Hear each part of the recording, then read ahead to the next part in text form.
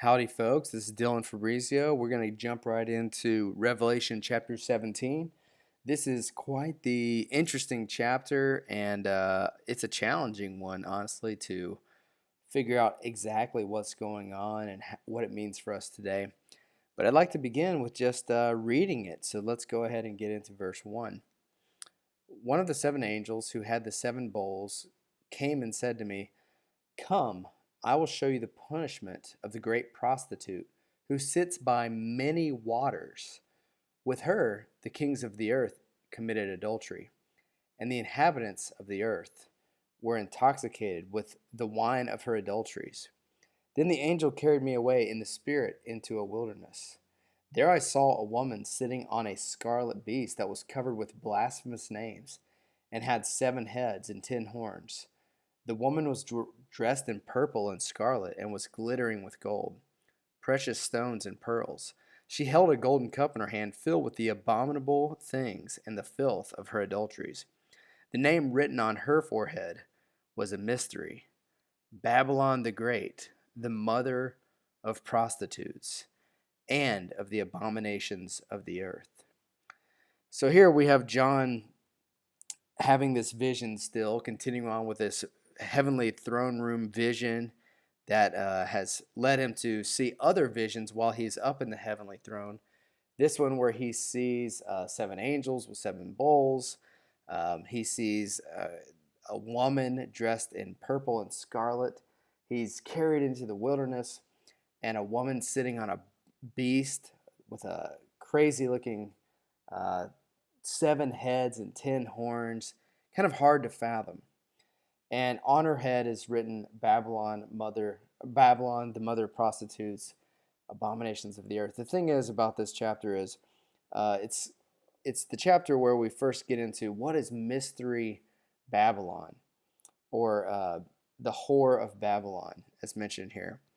And scholars have debated this for a long time, and perhaps there's lots of different ways to look at this story or look at this chapter. But I want to just shift for a minute and say that the Bible is, in a sense, when it comes to thematic ideas, the Bible is really a tale of two cities. And I never really thought about that much until you read the book of Revelation, and it seems quite apparent. And these two cities, you might have a good guess. I would say that this tale of two cities is really Babylon, which represents the city of man, and the sinfulness and the adultery and the theme of exile, the theme of idolatry, the theme of being pulled out of this exile, restoration that comes as a result of Babylon, comes after Babylon, if you will. And then the other one would be Jerusalem, which represents the city of God. Now, of course, this is a picture of the earthly Jerusalem, which is totally flawed and is just inhabited by humans. But in the course of history, Jerusalem has been a very special piece of real estate on earth. Very small, but yet very significant. And it's considered to be the city of God, or Mount Zion, as it has been called, or Salem even before that. So it's interesting because going back to this picture here, Babylon, the ancient city of Babylon, is no more. And it was considered to be one of the greatest cities on earth in ancient history. Yet it is no more. In fact, most of it is in the Museum of Natural History in Great Britain, which is interesting.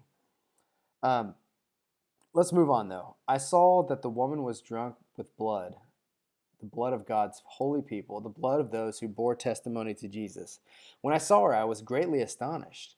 Then the angel said to me, "Why are you astonished? I will explain to you the mystery of the woman and of the beast she rides, which has 7 heads and 10 horns. The beast which you saw once was, now is not, and yet will come up out of the abyss and go to its destruction. The inhabitants of the earth, whose names have not been written in the book of life from the creation of the world, will be astonished when they see the beast, because it once was, now is not, and yet will come. This calls for a mind with wisdom. The 7 heads are the 7 hills on which the woman sits.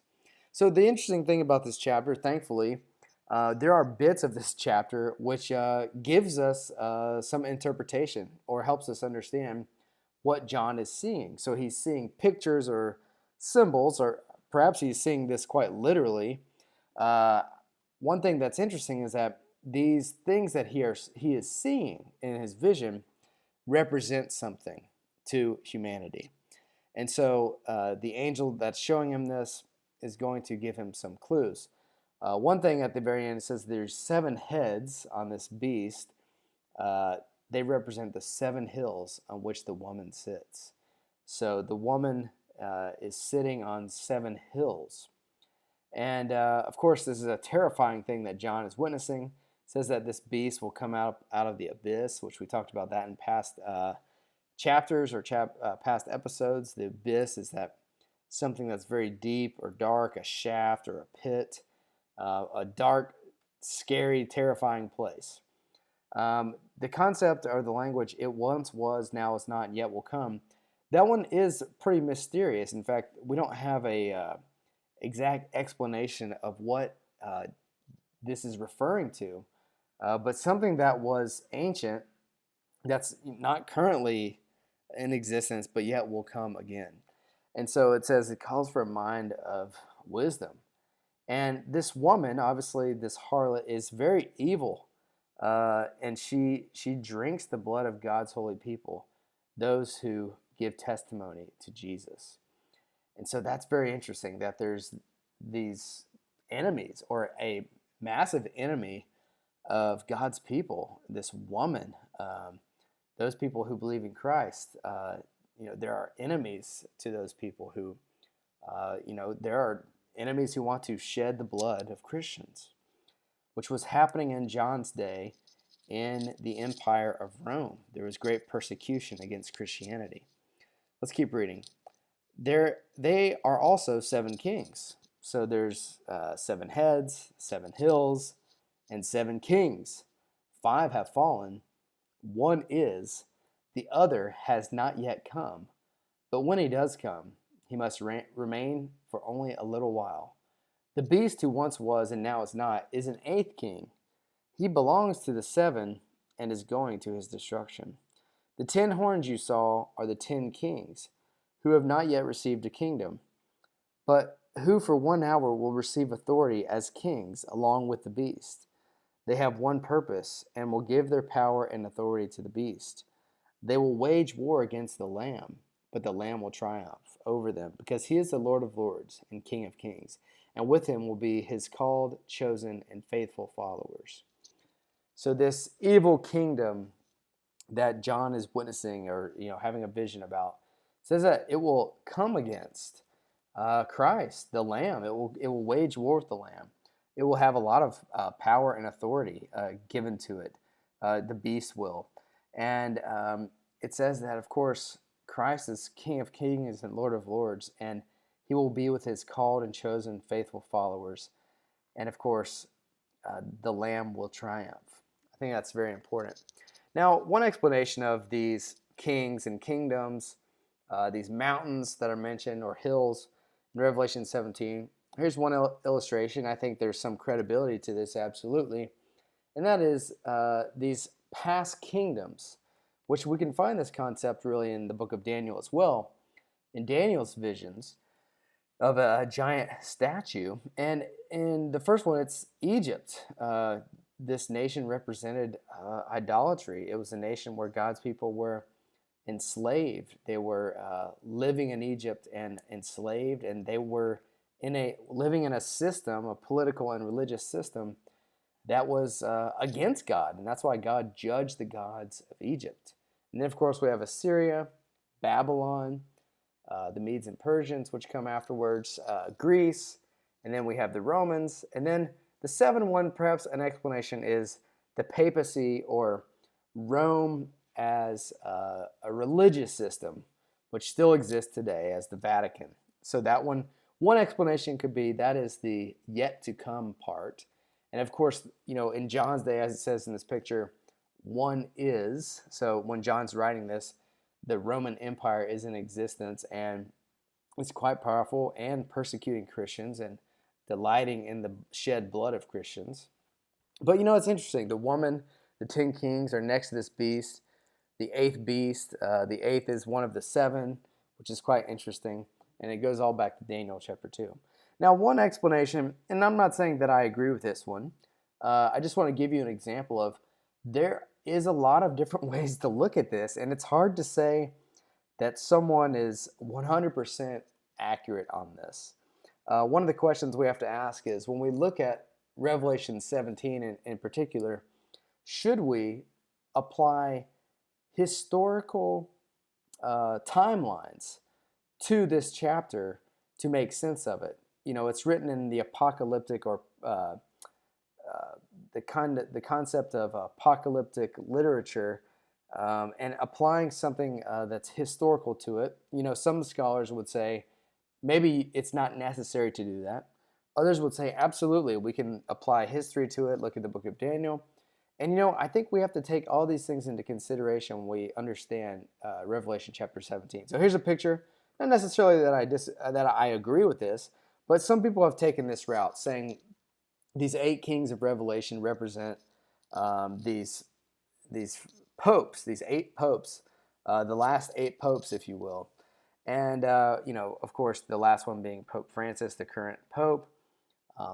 In this picture, so I didn't make this, but someone said that he's the devil from the bottomless pit, controlled by Satan. Even he is the 8th and of the 7 and goeth into perdition. People will take this a lot of different routes. They might apply different cities of modern time to this chapter as well. And I think we have to give them ear and hear them out. But ultimately, I do like this one as a possible good explanation, maybe what John is referring to here. Nonetheless, Rome or ancient Rome is involved in the themes of Revelation 17. Let's keep going in verse 15.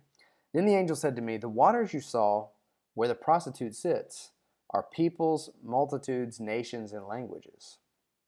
Okay, so here again, Revelation 17's John's vision is being interpreted. The angels showed John a vision, and now he's saying, all right, you just saw this woman sitting on a beast by the water, and the water represents peoples, multitudes, nations, and languages.